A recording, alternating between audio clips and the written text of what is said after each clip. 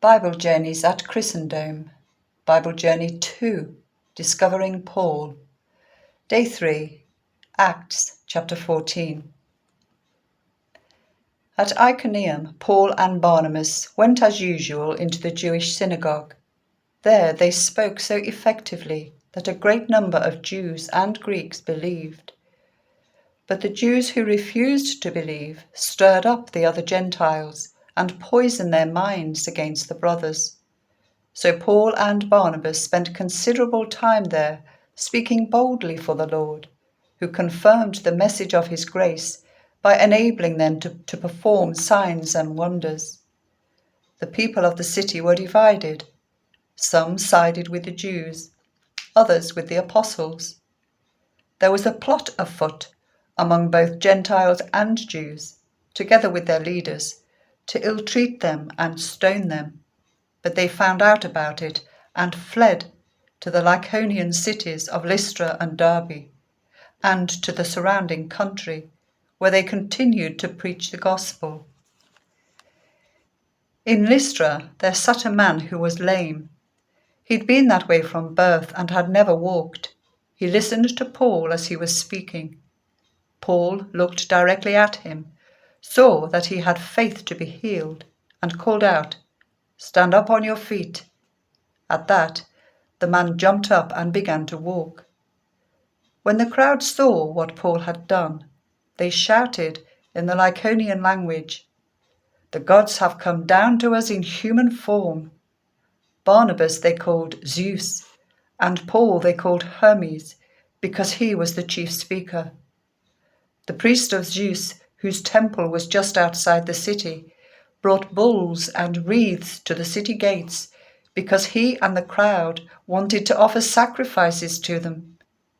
But when the apostles, Barnabas and Paul, heard of this, they tore their clothes and rushed out into the crowd, shouting, "Friends, why are you doing this?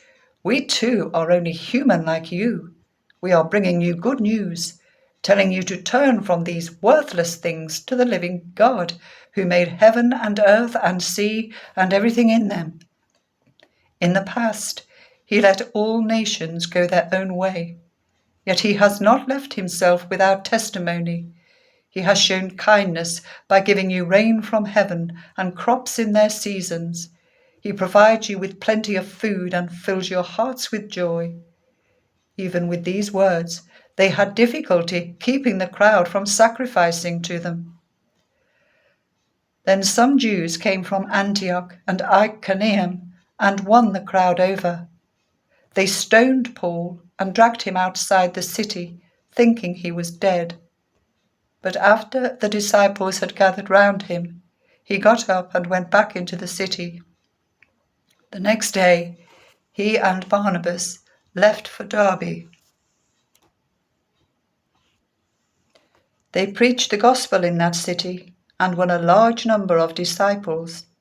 Then they returned to Lystra, Iconium and Antioch, strengthening the disciples and encouraging them to remain true to the faith.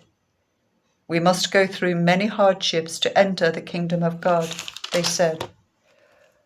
Paul and Barnabas appointed elders for them in each church, and, with prayers and fasting, committed them to the Lord, in whom they had put their trust. After going through Pisidia, they came to Pamphylia, and when they had preached the word in Perga, they went down to Attalia. From Attalia, they sailed back to Antioch, where they had been committed to the grace of God for the work they had now completed. On arriving there, they gathered the church together and reported all that God had done through them, and how he had opened a door of faith to the Gentiles. And they stayed there a long time with the disciples.